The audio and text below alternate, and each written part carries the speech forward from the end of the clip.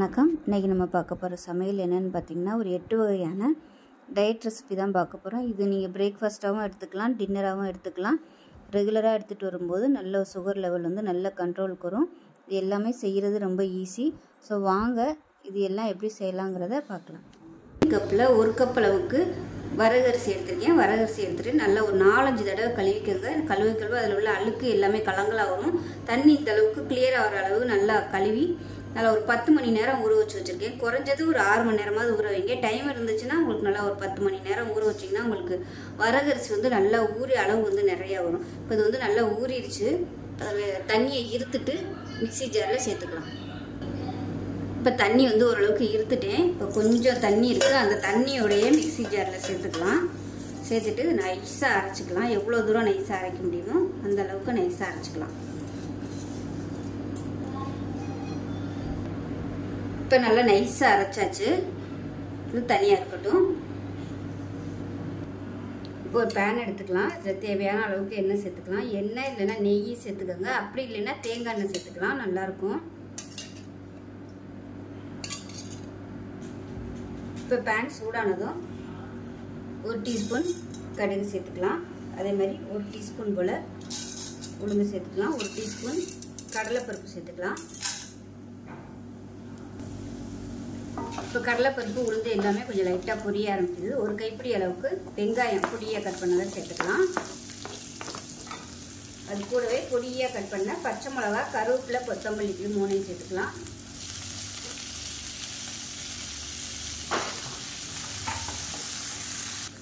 இப்போ இது தேவையான அளவு உப்பு சேர்த்துக்கலாம். மாவு அரைக்கும் போது உப்பு சேர்க்கலை, அதனால் இப்போ உப்பு சேர்த்துக்கிறேன். இப்போ இது கூடவே கேரட் வந்து நல்லா பொடியாக உள்ளதில் வந்து துருவி வச்சுருக்கேன். இந்த மாதிரி துருவிக்கோங்க. இப்போ இதையும் சேர்த்துக்கலாம். ஒரு 3 டேபிள் ஸ்பூன் அளவுக்கு சேர்த்துக்கலாம். இது வந்து ஆப்ஷனல் தான். இது விருப்பப்பட்டால் நீங்கள் சேர்த்துக்கோங்க, இல்லைன்னா விட்டுறலாம்.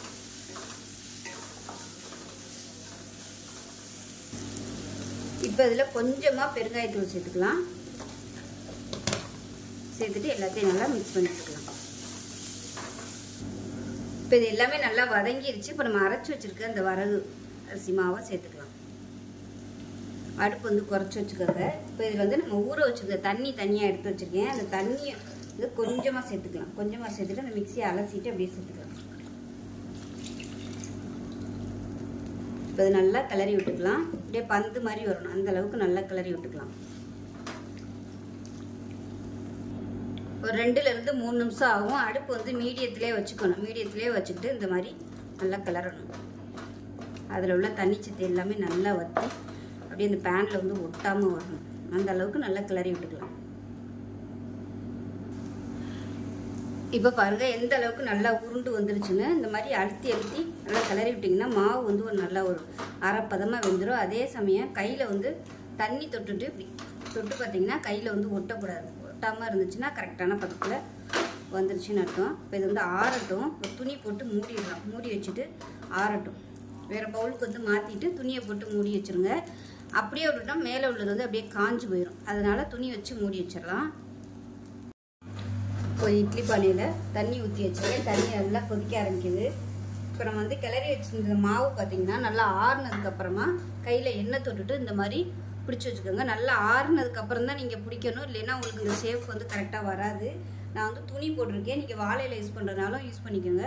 இது பார்த்திங்கன்னா இடியாப்பத்தட்டை தான் வச்சுருக்கேன். இடியாப்பத்தட்டில் வந்து அடியில் குட்டி குட்டியாக ஓட்டை இருக்கும். ஸோ நீங்கள் வந்து அதோடு வச்சிங்கன்னா உங்களுக்கு அப்படியே கொலன்னு வந்துடும் இந்த கொழுக்கட்டை தண்ணி பட்டு. அதனால் அடியில் வந்து துணி போட்டுக்கோங்க.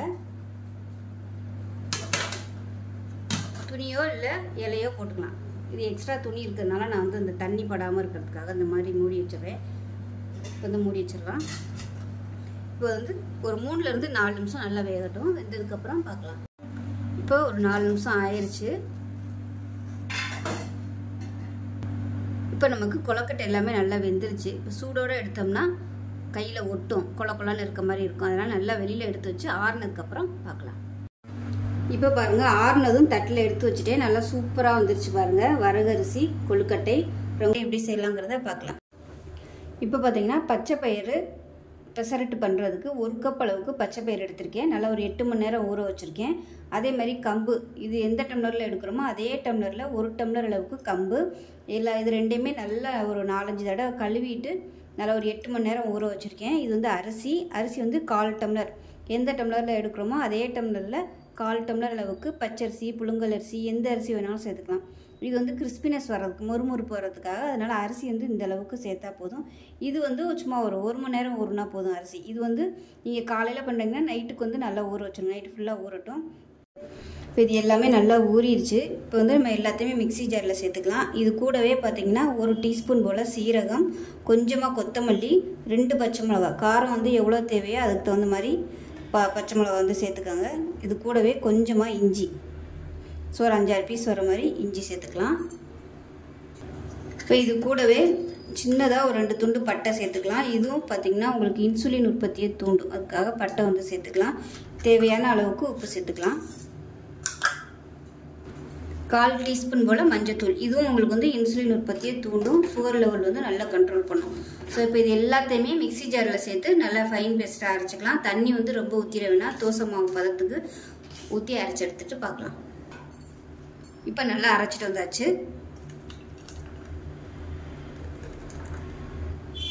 இப்போ நமக்கு தோசை ஊற்றுறதுக்கு கரெக்டாக இருக்குது. நான் வந்து தண்ணி ஊற்றலை. ஒருவேளை உங்களுக்கு ரொம்ப தண்ணியாகிடுச்சு அப்படின்னு நினச்சிங்கன்னா அரிசி மாவு சேர்த்துக்கோங்க. டயபெட்டிக்காக இருந்தால் அரிசி மாவு சேர்க்க வேணால், தண்ணி ஊற்றையில் கொஞ்சம் பார்த்தே நீங்கள் வந்து அரைச்சிக்கணும். ரொம்ப அப்படியே தண்ணியாக அரைச்சிட்டிங்கன்னா உங்களுக்கு தோசை இழுக்கிறதுக்கு வராது. இப்போ நம்ம வந்து ஒரு சட்னி ரெடி பண்ணிக்கலாம். மீடியம் சைஸை ஒரு பெரிய வெங்காயம் எடுத்திருக்கேன்.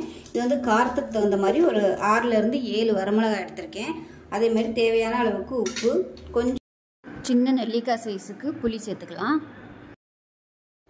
அதே மாதிரி தேங்காய் பார்த்தீங்கன்னா ஒரு 4 டேபிள் ஸ்பூன் வர மாதிரி தேங்காய். இப்போ இது எல்லாத்தையுமே மிக்ஸி ஜாரில் சேர்த்து நைஸாக அரைச்சிட்டு பார்க்கலாம்.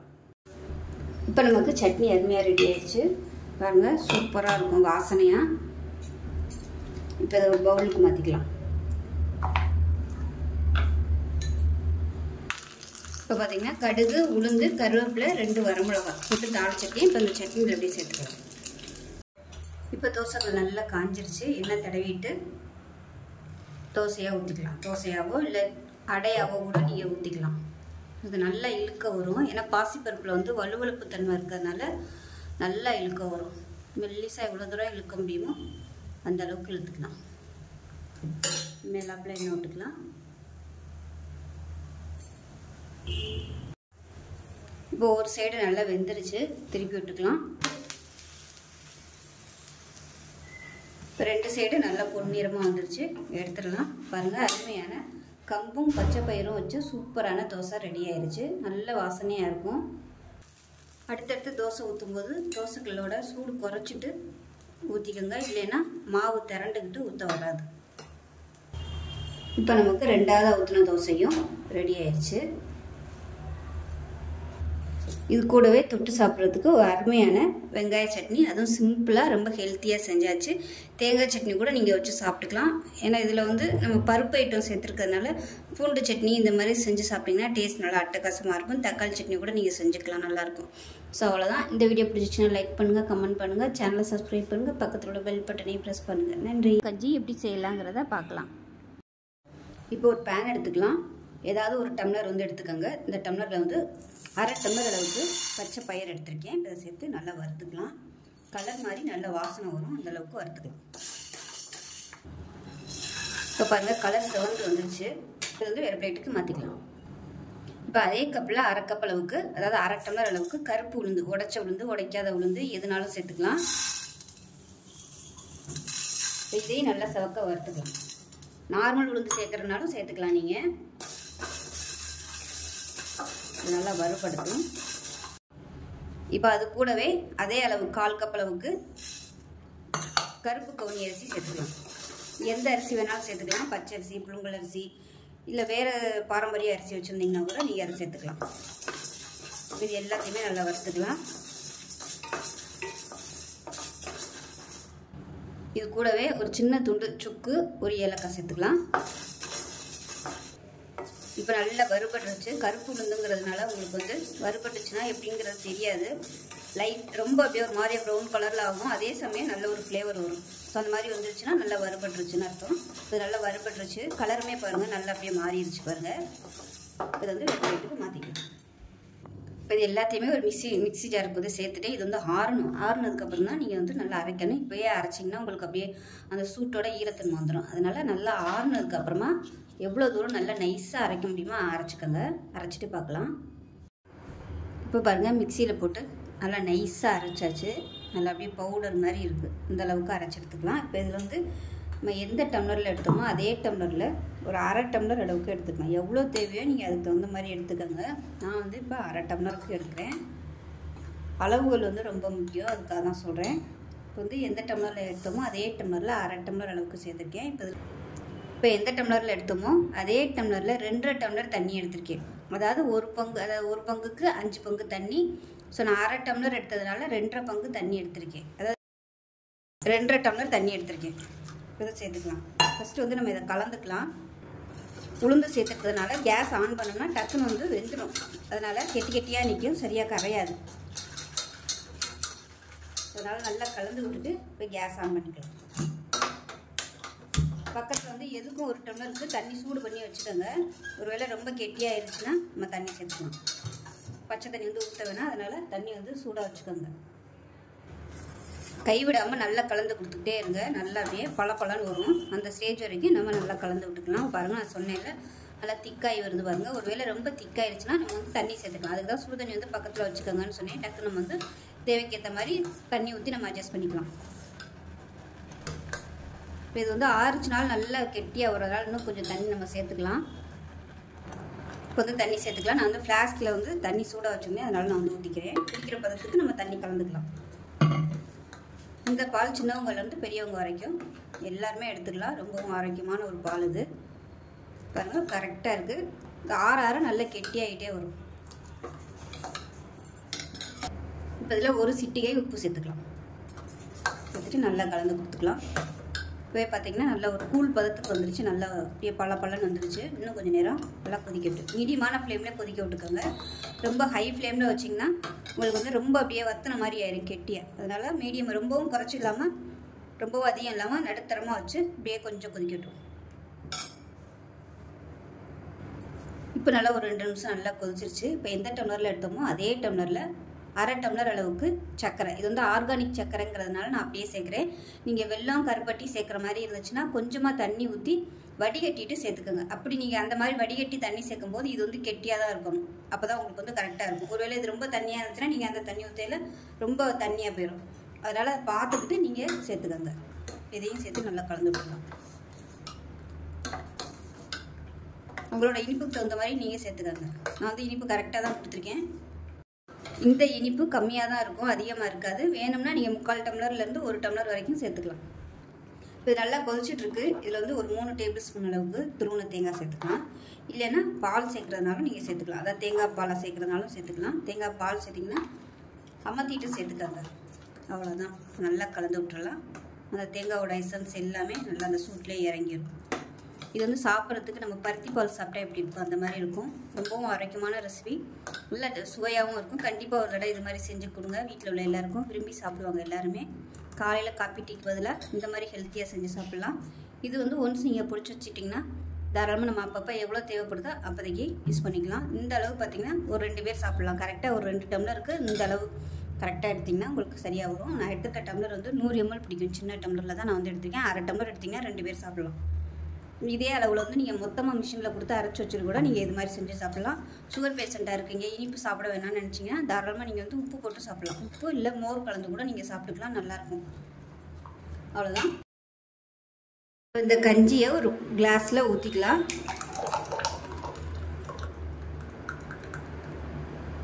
இந்த அளவில் செஞ்சிங்கன்னா ஒரு 2 பேர் சாப்பிட்றதுக்கு அருமையாக இருக்கும். கருப்பு உளுந்து, பச்சை பயிறு, கவுனி அரிசி போட்டு ஒரு அருமையான கஞ்சி பாரம்பரியமான முறையில் ரெடி ஆயிடுச்சு. செஞ்சு பாருங்கள். செஞ்சு பார்த்துட்டு எப்படி வந்துச்சுங்கிறத சொல்லுங்கள். வீடியோ பிடிச்சிச்சுன்னா லைக் பண்ணுங்கள், கமெண்ட் பண்ணுங்கள், சேனலை சப்ஸ்கிரைப் பண்ணுங்கள், பக்கத்தில் உள்ள பெல் பட்டனையும் ப்ரெஸ் பண்ணுங்கள். நன்றி.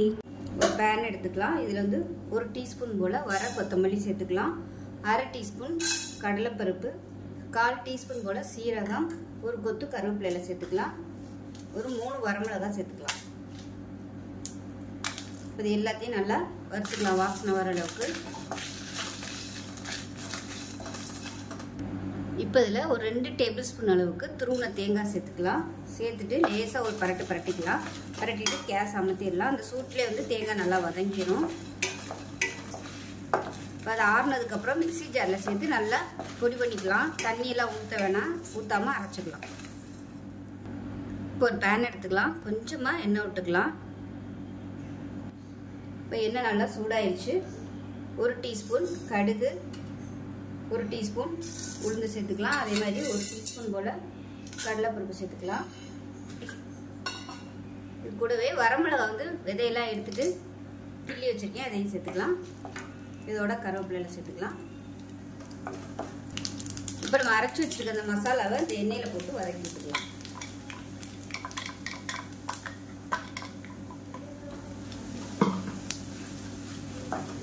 மீடியமான ஃப்ளேமில் நல்லா வதக்கி விட்டுட்டு இப்போ மெஷரிங் கப்பில் 1 கப் அளவுக்கு கொண்டக்கடலை எடுத்து உப்பு போட்டு வேக விட்டு எடுத்து வச்சுருக்கேன். நல்லா 7 விசில் விட்டுட்டு நல்லா சாஃப்டாக வெந்துடுச்சு. இதை அப்படியே சேர்த்துக்கலாம். சேர்த்துட்டு நல்லா பரட்டி விட்டுக்கலாம். உப்பு வேக வைக்கையிலே போட்டிருக்கேன், அதனால் உப்பு போட வேணும்னு அவசியம் இல்லை. இந்த தண்ணி வந்து அப்படியே ட்ரை ஆகிற அளவுக்கு வதக்கி விட்டுக்கலாம். இப்போ மசாலா எல்லாமே நல்லா பரட்டியாச்சு. இப்போ லாஸ்ட்டாக பொடியாக நறுக்கின கொத்தமல்லி இதை சேர்த்துட்டு ஒரு பரட்டு பட்டினீங்கன்னா முடிஞ்சிடும். அவ்வளோதான். மணக்க மசாலா சுண்டல் ரெடி ஆயிடுச்சு. ஸோ எப்பயும் போல் பண்ணாமல் விநாயகர் சதுர்த்திக்கு இது மாதிரி செஞ்சு பாருங்கள். டேஸ்ட்டு சூப்பராக இருக்கும், வித்தியாசமாகவும் இருக்கும்.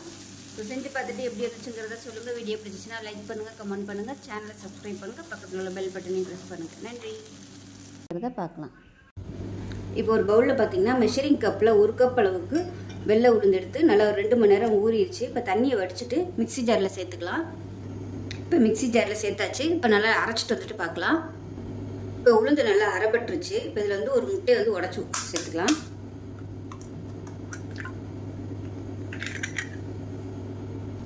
இப்போ இது கூடவே தேவையான அளவுக்கு உப்பு சேர்த்துக்கலாம். இப்போ இது வந்து நல்லா அரைச்சிட்டு வந்துட்டு பார்க்கலாம். இப்போ ஒரு மிக்சிங் பவுல் எடுத்துக்கலாம். இப்போ வந்து நல்லா நைஸாக அரைச்சாச்சு. இப்போ இதை சேர்த்துக்கலாம் ஒரு பவுலில். இது வந்து நீங்கள் கிரைண்டரில் போடுறதுனாலும் போட்டுக்கலாம். கிரைண்டரில் போட்டிங்கன்னா இன்னுமே உங்களுக்கு நல்லா சாஃப்டாக சூப்பராக வரும். இப்போ இந்த மாவில் பொடியாக நறுக்கின வெங்காயம், பொடியாக நறுக்கின கருவேப்பிலை, கொத்தமல்லி, பச்சை மிளகா, கொஞ்சமாக பெருங்காயம் எல்லாம் சேர்த்து நல்லா கலந்து விட்டுக்கலாம். இது நல்லா கலந்து விட்டுக்கலாம். ரொம்ப கெட்டியாக இருந்துச்சுன்னா தேவைப்பட்டால் மட்டும் தண்ணி சேர்த்துக்கோங்க.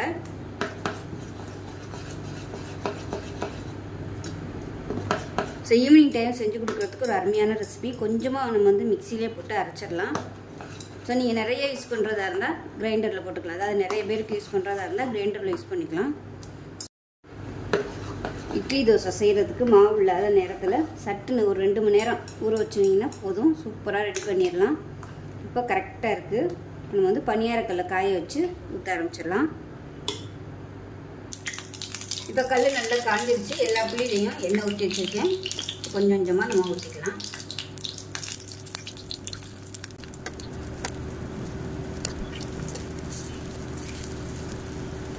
இது மீடியமான ஃப்ளேமில் வேகட்டும். இப்போ மேல்புறம் ஓரளவுக்கு நல்லா வேக ஆரம்பிச்சிருச்சு. இப்போ இந்த ஸ்டேஜில் திருப்பி விட்டுக்கலாம். மேல்புறம் வந்து நல்லா வெந்ததுக்கு அப்புறமா திருப்பி விட்டுக்கோங்க.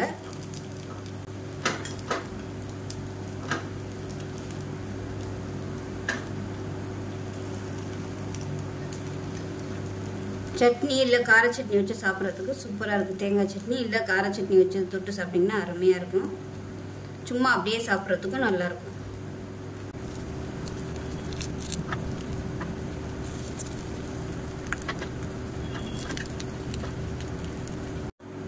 இப்போ நமக்கு முட்டை உளுந்து பணியாரம் ரெடி ஆயிடுச்சு. நல்லா வெந்துருச்சு, எடுத்துடலாம். டேஸ்ட் நல்லா அட்டகாசமாக இருக்கும். டீ காப்பியோடு வச்சு சாப்பிட்றதுக்கு அருமையாக இருக்கும். பசங்க ஈவினிங் டைம் வந்ததும் சட்டுன்னு செஞ்சு கொடுத்துடலாம். ரொம்பவும் ஈஸியான ரெசிபி. இப்போ இதே மாதிரியே எல்லாத்தையும் ஊற்றி எடுத்துக்கலாம். இப்போ நமக்கு அருமையான முட்டை உளுந்து பணியாரம் ரெடி ஆயிடுச்சு. ஸோ ரொம்ப டேஸ்ட்டாக இருக்கும். செஞ்சு பாருங்கள். செஞ்சு பார்த்துட்டு எப்படி வந்துச்சுங்கிறத சொல்லுங்கள். வீடியோ பிடிச்சுன்னா லைக் பண்ணுங்கள், கமெண்ட் பண்ணுங்கள், சேனலை சப்ஸ்கிரைப் பண்ணுங்கள், பக்கத்தில் உள்ள பெல் பட்டனையும் ப்ரெஸ் பண்ணுங்கள். நன்றி. பார்க்கலாம். இப்போ ஒரு மிக்ஸி ஜார் எடுத்துக்கலாம். இதில் வந்து 2 பச்சை மிளகாய் சேர்த்துக்கலாம். 2 பச்சை மிளகாயை உடைச்சிட்டு சேர்த்துக்கலாம். இது கூடவே ஒரு துண்டு இஞ்சி சேர்த்துக்கலாம். அது கூடவே ஒரு கைப்பிடி அளவுக்கு கொத்தமல்லி இலை சேர்த்துக்கலாம். இது கூடவே 1/4 கப் அளவுக்கு துருவின தேங்காய். இது எல்லாத்தையுமே நல்லா அரைச்சிட்டு வந்துக்கலாம். தண்ணி ஊற்ற வேணால் குறைன்னு அரைச்சிட்டு வந்துட்டு பார்க்கலாம். இப்போ நல்லா அரைச்சாச்சு, தனியாக இருக்கட்டும். இப்போ ஒரு பேன் எடுத்துக்கலாம். தேவையான அளவுக்கு எண்ணெய் விட்டுக்கலாம்.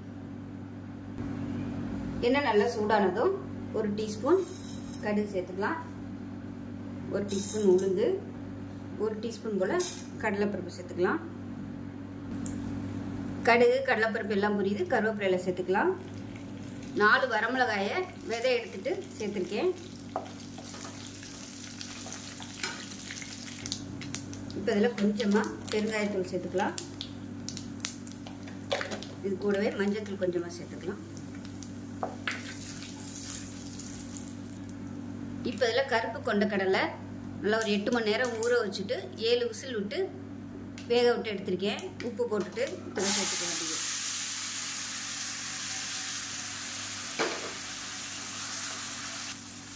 வேக வைக்கும்போது தண்ணி ஊற்றும்போது கொஞ்சம் அளவாக தான் நான் பார்த்து ஊற்றினேன், ரொம்ப ஊற்றலை. இப்போ நம்ம அரைச்சி வச்சுருந்த மசாலாவையும் இதோட சேர்த்துக்கலாம்.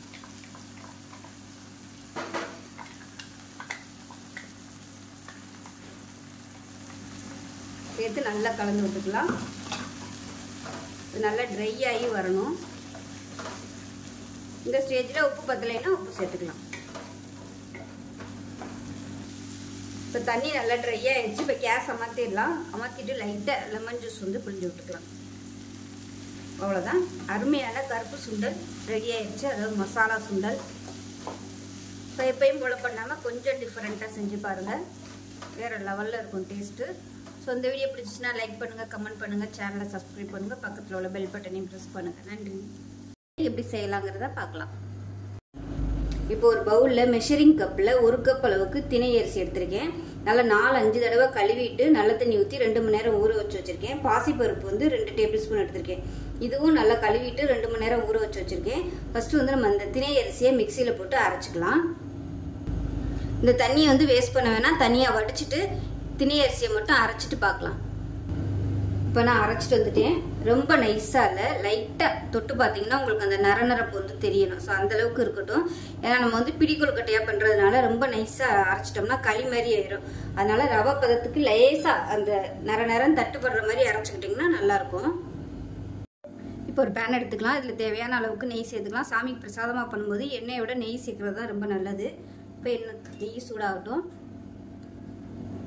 இப்போ நெய் நல்லா சூடாயிருச்சு. 1 டீஸ்பூன் கடுகு சேர்த்துக்கலாம். 1 டீஸ்பூன் சீரகம் சேர்த்துக்கலாம். 1 டீஸ்பூன் போல் உளுந்து சேர்த்துக்கலாம். அது கூடவே கொஞ்சமாக கருவேப்பிலை, ஒரு பச்சை மிளகாயை பொடியாக கட் பண்ணிவிட்டு சேர்த்துக்கலாம். அதே மாதிரி ஒரு 2 வரமிளகாய், சின்ன வரமிளகாயை 2 எடுத்துக்கே விதையெல்லாம் எடுத்துகிட்டு சேர்த்துக்கோங்க. இது கூடவே கொஞ்சமாக பெருங்காயம். சில பேர் சாமிக்கு பிரசாதம் ஆக்கியல பெருங்காயம் சேர்க்க மாட்டாங்க. நார்மலாக சாப்பிடையில பெருங்காயம் சேர்த்துக்கலாம். பிரசாதமாக வைக்கும்போது பெருங்காயம் வேண்டாம்.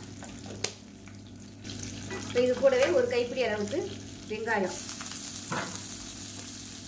வெங்காயமும் சாமிக்கு பிரசாதமாக வைக்கையில் சேர்க்க மாட்டாங்க. பிரேக்ஃபாஸ்ட்டுக்கு ஸ்நாக்ஸுக்கு பண்ணுற மாதிரி இருந்துச்சுன்னா வெங்காயம் சேர்த்துக்கோங்க. இப்போ இதையும் சேர்த்து நல்லா வதக்கி விட்டுக்கலாம். இப்போ இதுக்கு தேவையான உப்பு சேர்த்துக்கலாம். கொஞ்சமாக தான் நான் உப்பு சேர்த்துருக்கேன். பார்த்துக்கிட்டு அப்புறமா சேர்த்துக்கலாம். வெங்காயம் ரொம்ப ப்ரௌனாக வதங்கணும்னு அவசியம் இல்லை. லைட்டாக கண்ணாடி பதம் வந்ததும் தண்ணி சேர்த்துக்கலாம். இப்போ இதில் வந்து கேரட்டு, முட்டைக்கோஸ் இந்த மாதிரி சேர்க்குறதுனாலும் சேர்த்துக்கலாம். சேர்த்திங்கன்னா உங்களுக்கு ஒரு ஃபில்லிங்கான பிரேக்ஃபாஸ்ட்டாக இருக்கும். இந்த மாதிரி ப்ளெயினாகவும் பண்ணுறதா இருந்தாலும் பண்ணிக்கலாம். இப்போ நல்லா வதங்கிடுச்சு. இந்த கப்பில் தான் நான் வந்து திணை அரிசி எடுத்தேன். இப்போ இந்த கப்பில் 1.5 கப் அளவுக்கு தண்ணி சேர்த்துக்கலாம். எந்த கப்பில் எடுக்கிறீங்களோ அதே கப்பில் 1.5 கப் அளவுக்கு தண்ணி சேர்த்துக்கலாம். இப்போ இந்த தண்ணி வந்து கொதிக்கட்டும். இப்போ இது கூடவே நம்ம ஊற வச்சு வச்சிருக்க பாசி பருப்பையும் சேர்த்துக்கலாம். பாசி பருப்பு வந்து கொஞ்சம் வேகட்டும். இப்போ பாசிப்பருப்பு ஒரு அரை வேக்காடு மட்டும் வெந்தால் போதும். ஏன்னா திருப்பி நம்ம வந்து ஸ்டீமில் வேக வைக்கும்போது பாசிப்பருப்பு நல்லாவே வெந்துடும். நம்ம அரைச்சி வச்சுருக்க அந்த திணை மாவு வந்து இதில் சேர்த்துக்கலாம். நல்லா கலந்து விட்டுட்டு சேர்த்துக்கோங்க. சேர்த்துட்டு நல்லா கை விடாமல் கிளறிக்கலாம். இப்போ நான் மிக்சியை அலசிட்டு ஒரு 1/4 டம்ளர் அளவுக்கு மட்டும் தண்ணி சேர்த்துக்கிறேன். அடுப்பு வந்து மீடியமாக வச்சுக்கிட்டு கை விடாமல் கிளறிக்கோங்க. இப்போ பாருங்கள் நல்லா சுருண்டு வந்துருச்சு. கையில் வந்து ஈரம் பண்ணிட்டு தொட்டு பார்த்தீங்கன்னா உங்களுக்கு கையில் வந்து ஒட்டக்கூடாது. ஒட்டுச்சுன்னா உங்களுக்கு மாவு வேகலைன்னு அர்த்தம். இப்போ வந்து கையில் ஒட்டலை. இதை அமர்த்திடலாம். அமர்த்திட்டு இதை வேறு பவுலுக்கு மாற்றிக்கலாம். நல்லா ஆறுனதுக்கப்புறம் சின்ன சின்ன உருண்டையாக பிடிச்சிக்கலாம். இப்போ பார்த்தீங்கன்னா மாவு நல்லா சூடு குறைஞ்சிருச்சு. சூடு குறைஞ்சதுக்கப்புறம் கை வந்து தண்ணியில் நனைச்சிக்கோங்க. நனைச்சிக்கிட்டு இந்த மாதிரி உருட்டி எடுத்துக்கோங்க. இல்லைன்னா உங்களுக்கு கையில் வந்து பிசுன்னு ஒட்டுற மாதிரி இருக்கும். தண்ணியை வந்து தொட்டுக்கிட்டு இந்த மாதிரி எந்த சைஸுக்கு வேணுமோ அதுக்கு தகுந்த மாதிரி நீங்கள் உருட்டி எடுத்துக்கலாம். நான் ஏற்கனவே இது மாதிரி உருட்டி வச்சுருக்கேன்.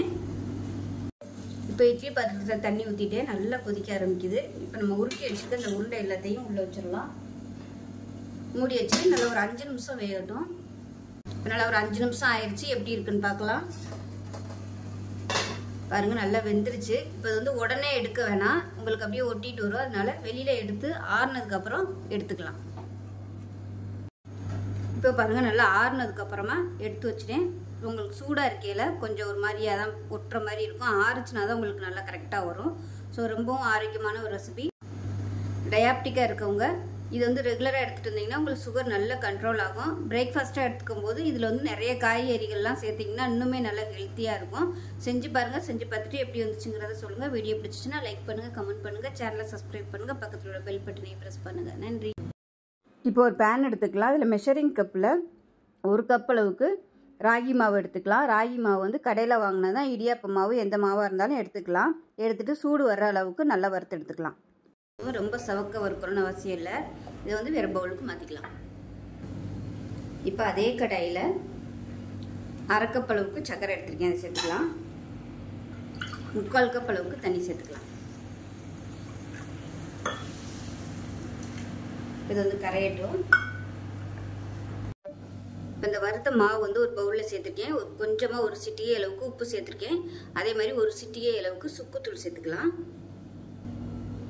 இப்போ இதில் ஒரு 2 டேபிள் ஸ்பூன் துருவன தேங்காய் சேர்த்துக்கலாம். இப்போ வெல்லம் வந்து கரைச்சி வச்சுருந்தேன். அதை வந்து வடிகட்டிட்டு வச்சுருக்கேன். இப்போ அதை கொஞ்சம் கொஞ்சமாக சேர்த்துக்கலாம். மொத்தமாக ஊற்றிட வேணாம், கொஞ்சம் கொஞ்சமாக சேர்த்துக்கலாம். நமக்கு வந்து கொழுக்கட்டை பிடிக்கிற அளவுக்கு ஊற்றிக்கோங்க.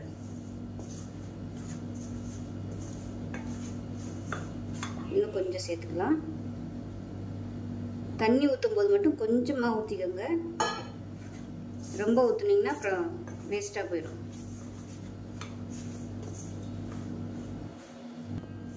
இப்போ இதை வந்து கை வச்சே நல்லா பிசைஞ்சிக்கலாம்.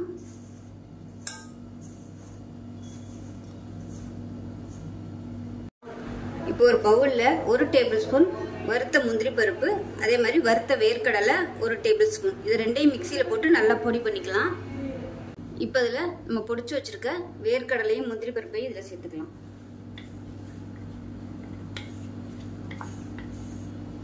இப்போ இதையும் சேர்த்து நல்லா கலந்து விட்டுக்கலாம். தண்ணி கொஞ்சம் பத்தாத மாதிரி இருக்குது. இன்னும் கொஞ்சம் சேர்த்துக்கலாம்.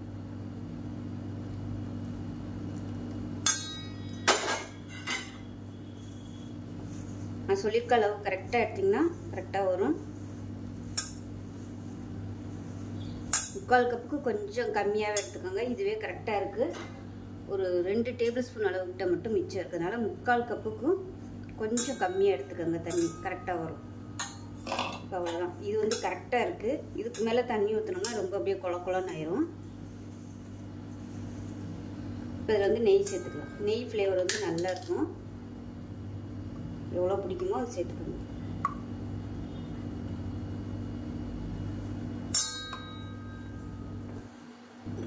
இப்போ இதில் 1 டீஸ்பூன் போல் கருவேப்பிலை சேர்த்துக்கலாம். இதையும் சேர்த்து நல்லா பிசைஞ்சு விட்டுக்கலாம்.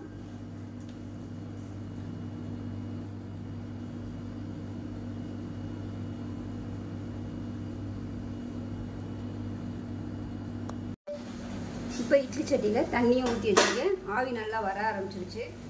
இப்போ வந்து நம்ம பிடிச்சிருந்த இந்த பிடி கொழுக்கட்டை எல்லாத்தையுமே உள்ளே வச்சிடலாம்.